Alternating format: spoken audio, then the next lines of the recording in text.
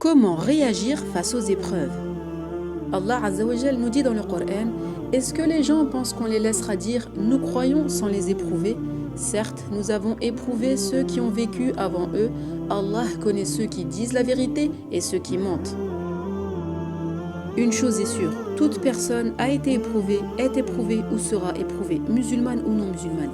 Certains sont éprouvés par la maladie, d'autres par la diminution de biens, d'autres encore par la perte d'un proche, d'un divorce, d'un enfant qui se détourne du chemin d'Allah, ou d'une sœur qui ne trouve pas de mari ou qui ne peut pas avoir d'enfant, des frères éprouvés dans leur foyer, d'autres éprouvés par le haram, et même des personnes qui sont éprouvées dans la religion, ou encore le fait de voir nos frères et sœurs opprimés à travers le monde. Mais alhamdulillah, l'islam nous donne la solution et le comportement que l'on doit adopter face à ces différentes épreuves. En général, lorsque l'on est confronté à une épreuve, la première des choses que l'on entend est « asbir », c'est-à-dire « patiente ». Mais ça n'est pas une réponse complète, car il y a plusieurs sortes de patience. Mais en attendant, alhamdulillah, car Allah Azza wa Jal nous dit « Allah ne donne pas à une âme une charge au-dessus de sa capacité ». La yukallifu Allahu nafsan illa wus'aha. C'est-à-dire que, alhamdulillah, le croyant sincère et véridique a la capacité de patienter face à cette épreuve et de la surmonter. Nous devons sans cesse relativiser face aux différentes épreuves auxquelles nous sommes confrontés, car n'oublions pas qu'Allah Azza wa Jal nous a créés pour une vie de lutte. La vie d'ici-bas est dunya et la prison du croyant, et pour espérer le paradis, al-Jannah, nous devons suivre la voie des prophètes et envoyés. Allah subhanahu wa ta'ala nous dit dans le Coran: est-ce que vous pensez entrer au paradis alors que vous n'avez pas encore subi les épreuves qu'ont subi ceux qui étaient avant vous? Misère, maladie les a touchés jusqu'à ce qu'ils furent secoués, et jusqu'à ce que le prophète et ceux qui étaient avec lui disent: quand viendra le secours d'Allah? Mata nasrullah, le secours d'Allah est proche. Inna nasrullahi qarib. L'un des piliers de la foi est d'accepter son qadar, son destin, qu'il soit bon ou mauvais.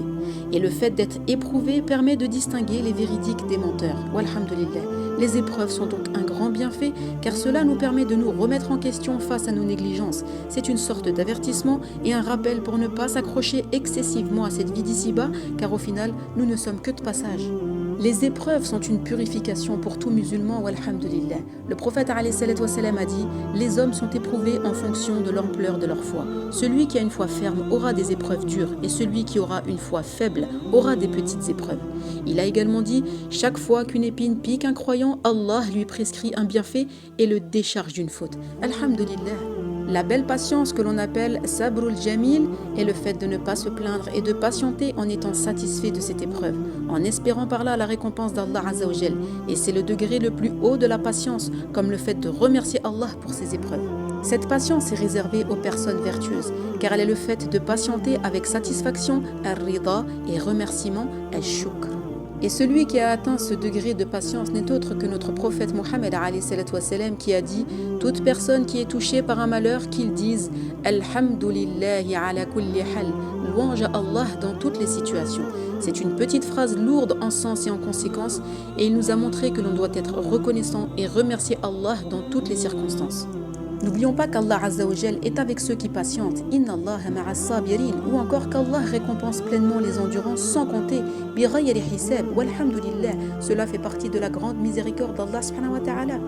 Ainsi, nous devons multiplier les invocations et dua et ne pas se précipiter quant à l'exaucement, mais une fois de plus faire preuve de patience. Nous devons également concrétiser al-isti'an, qui est le fait de chercher de l'aide auprès d'Allah et se plaindre à Allah.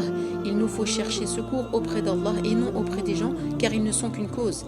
D'ailleurs, c'est ce que nous demandons à Allah Azza wa Jal plus de 20 fois par jour dans nos prières en disant Iyyaka na'budu wa iyyaka nasta'in. C'est toi que nous adorons et c'est à toi que nous demandons le secours. Et n'oublions pas que dans chaque épreuve, il y a un khir, un bien, alhamdulillah, car Allah sait et nous ne savons pas.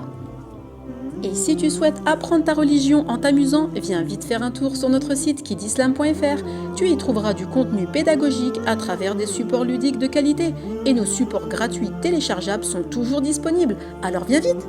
Et comme d'habitude, si ce contenu t'a plu, n'hésite pas à le partager et à nous suivre sur ces différents réseaux sociaux pour ne rien rater, Inch'Allah.